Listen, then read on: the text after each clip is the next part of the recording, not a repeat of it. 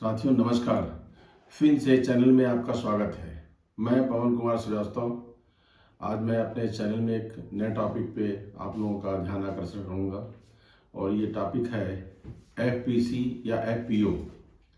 FPC और FPO से जैसा इसका सब फुल फॉर्म है फार्मर्स प्रोडक्शन ऑर्गेनाइजेशन या फार्मर प्रोड्यूसर कंपनी।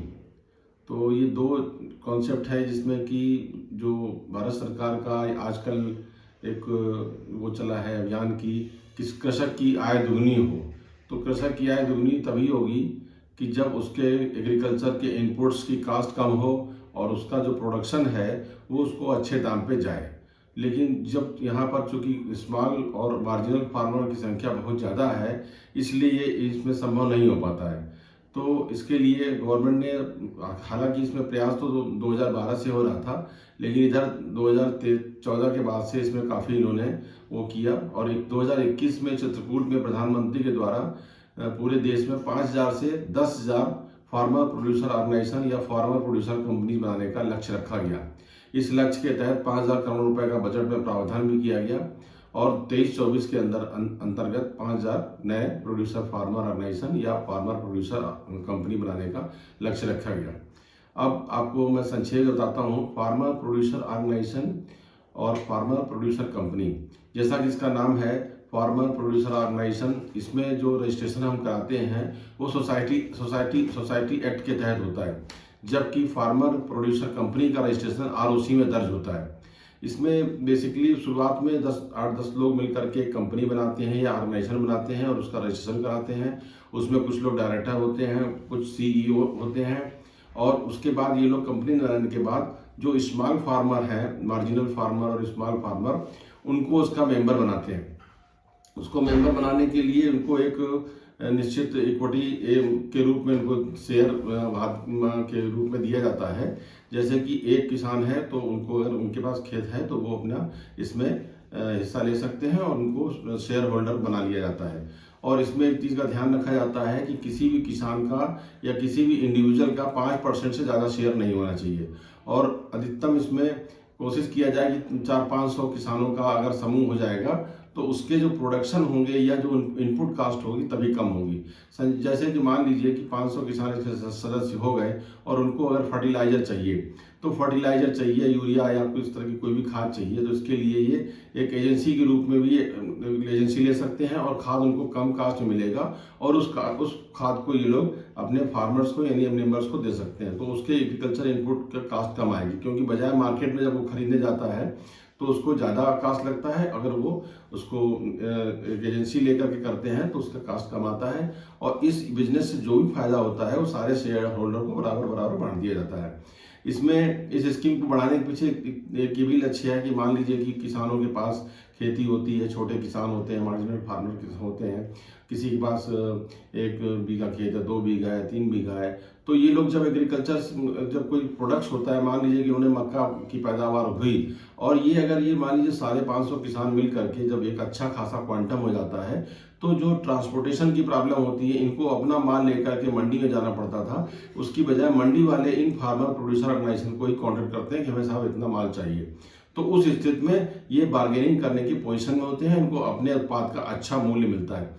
ये farmer producer organization basically producer organization से ही है, क्योंकि जो किसी एक चीज़ को बनाने वाले कुछ लोग मिल करके एक ऑर्गेनाइजेशन बनाए तो वही प्रोड्यूसर ऑर्गेनाइजेशन होता है और इसी को अगर फार्मर बनाएंगे तो फार्मर प्रोड्यूसर ऑर्गेनाइजेशन होता है। आप इसका एक सीधा साधा उदाहरण अमूल जो मिल्क है, अमूल मिल्क है, वो एक प्रकार से मिल्क बनाने वालों का एक सहकारी समिति थी और इसके में आज उसके कहाँ से कहाँ पोजीशन पहुँच गई है। तो इसमें जो कास्ट है वो भी कम होगी और आपको अपने उसका दाम भी सही मिलेगा। इसके साथ ही इसमें जो आपने मान लीजिए कि अपने ऑर्गेनाइजेशन में शेयर होल्डर आपके हो गए तो उनसे आपने मान लीजिए 1,000 पर किसान के हिसाब से आपने लिया, तो इसमें टोटल आपके 500 किसान का मान लीजिए कि 5 लाख होता है।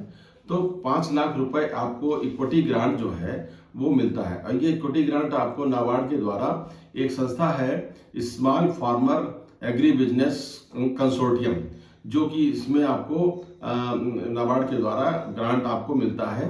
5 लाख अगर आपने 100% है, जैसे 5 लाख आपका इक्विटी है तो 5 लाख रुपए आपको ग्रांट वो देते हैं। और मैक्सिमम इसमें लिमिट 15 लाख की है। मान लीजिए आपने 15 लाख शेयर मनी इकट्ठा कर ली तो आपको 15 लाख रुपए तक ग्रांट मिलेगा।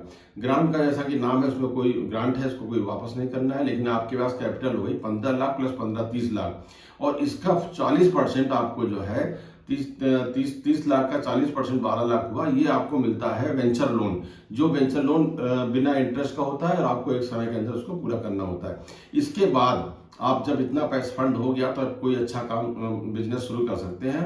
बेसिकली इसमें जो भी एग्रीकल्चर के लोग हैं या जो भी इसमें इन्वॉल्व हैं, वो एग्रीकल्चर एक्टिविटीज इसमें इन्वॉल्व होना चाहिए। जैसे मान लीजिए कि एनिमल है, या मान लीजिए कि कोई भी इस तरह का काम होता है तो इसमें हॉर्टिकल्चर है, मुर्गी पालन है, इस तरह के काम होने चाहिए, क्योंकि ये बेसिकली फार्मर प्रोड्यूसर ऑर्गेनाइजेशन इसीलिए बनाया गया है।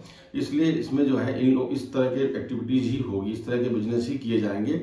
मान लीजिए कि मुर्गी पालन है, उसमें अंडों का मान लीजिए मार्केटिंग, क्या जो किसान सामान बनाता है उसकी वो ढंग से मार्केटिंग नहीं कर पाता है, लेकिन जब एक कंपनी होगा, उसका सीईओ होगा, उसमें कुछ एक्सपर्टाइज लोग होंगे तो वो एक अच्छी मार्केट करेंगे। मार्केटिंग करने के बाद उन्हें अच्छा फायदा मिलेगा और उसका फायदा फिर सारे किसानों को मिलेगा, और जो एग्रीकल्चर इनपुट है, खाद है, कीटनाशक है, बीज है, उनको भी कम दामों में मिलेगा। तो अभी उसमें फिलहाल पूरे हिंदुस्तान में 5000 के आसपास जो है फार्मर प्रोड्यूसर ऑर्गेनाइजेशन और फार्मर प्रोड्यूसर कंपनीज काम कर रही हैं। एक चीज़ का ध्यान रखिए कि फार्मर प्रोड्यूसर कंपनीज जो है वो आरओसी के तहत इसका रजिस्ट्रेशन होता है, इसलिए इसमें कुछ लीगल चीज़ें होती हैं। अगर वो आप नहीं पूरा करते हैं तो उसमें हैवी पेनाल्टी होती है। जैसे कि आपको हर 3 महीने में एक बार मीटिंग करनी है, अगर कोई चेंजेस होता है तो आपको आरओसी में उस चेंजेस को दर्ज कराना पड़ता है और मीटिंग को भी दर्ज कराना पड़ता है। कोई डायरेक्टर चेंज होता है तो उसको आपको नियमित रूप से, नहीं तो अदरवाइज में लंबी पेनाल्टी है, आपको रिटर्न फाइल करना होता है। इसलिए इसमें इस चीज़ का बहुत ध्यान रखना है कि जो भी कंपनी इसको बनाते हैं, और बनाने से पहले आपको जो आपका सीए है, कंपनी सेक्रेटरी है, उसको कम से कम कंपनी का उद्देश्य और ये सब चीज़ें बिल्कुल क्लियर होनी चाहिए कि आपकी कंपनी में क्या क्या, कौन इसके डॉक्यूमेंट को साइन करेगा, कौन डायरेक्टर इसमें एग्जीक्यूशन का काम करेगा लोन के। क्योंकि इसके बाद जब आपका इतना फंड हो जाएगा तब आप बैंक को अप्रोच कर सकते हैं कि बैंक आपको इसमें कुछ फाइनेंस भी करे। और इसमें जो है मिनिमम 3 लाख से लेकर के 5 करोड़ तक का फाइनेंस है। मिनिमम 3 लाख से 5 करोड़ तक का फाइनेंस है, जो कि आपको सीसी और टर्म लोन के रूप में होता है, और 7 ईयर्स मैक्सिमम पीरियड होता है। सीसी जहां तक होता है वो 12 मंथ का होता है, जो कि आपको 1-1 साल बाद रिन्यू होता जाता है। टर्म लोन आपको 5 साल तक का होता है। मान लीजिए फूड प्रोसेसिंग का आपको यूनिट लगानी है तो आपको एक अच्छे पैसे की जरूरत है, तो आपको बैंक को अप्रोच करना पड़ेगा। तो इसमें अगर आपके पास मान लीजिए कोई वो नहीं है, कोई कोलेटरल सिक्योरिटी नहीं है, तो ये इसमें सीजीटीएसएमई के तहत आपको लोन मिलेगा, जिसमें कि आपको एक फीस देना पड़ेगा और उस फीस के तहत आपका लोन कवर हो जाएगा। तो इसमें small farmer agri business consortium जो है वो आपको सीजीटीएसएमई के थ्रू आपको इसमें आपको लोन के लिए सिक्योरिटी दिलाता है। जैसे इसमें कि आपको एक कुछ फीस देनी होती है, जो कि एनुअल फीस होती है। उस एनुअल फीस के साथ ये होता है कि अगर आपको इस अकाउंट में कुछ गड़बड़ी होती है, खराब हो जाता है, एनपी हो जाता है, तो आपको उसको सुविधाएं बैंक की तरफ से मिलती हैं। और इस तरह की जो इसको एग्रीकल्चर एनपीए होने के बाद उसको गवर्नमेंट जो है 75% सीजीटीएसएमई में रिकवरी देती है। तो इस तरह से इसमें ये बहुत ही अच्छी स्कीम है। बस इसमें थोड़ी सी चीज़ है, नियत और नॉलेज। एक तो नियत अच्छी होनी चाहिए, क्योंकि गवर्नमेंट की सब्सिडीज है, जहाँ आती है वहाँ नियत वाली बात आती है। दूसरी नॉलेज, अगर नॉलेज सही है, नियत सही है, तो निश्चित रूप से किसानों की आय दुगनी होने से कोई नहीं रुक सकता है। इस संदर्भ में आगे हम अपना नया वीडियो आपको देखना हो, जिसमें हम बैंक से कैसे फाइनेंस होगा, क्या क्या उसमें स्कीम है, कैसे फाइनेंस होगा, आपको अगले वीडियो में आपको बताएंगे। धन्यवाद, नमस्कार।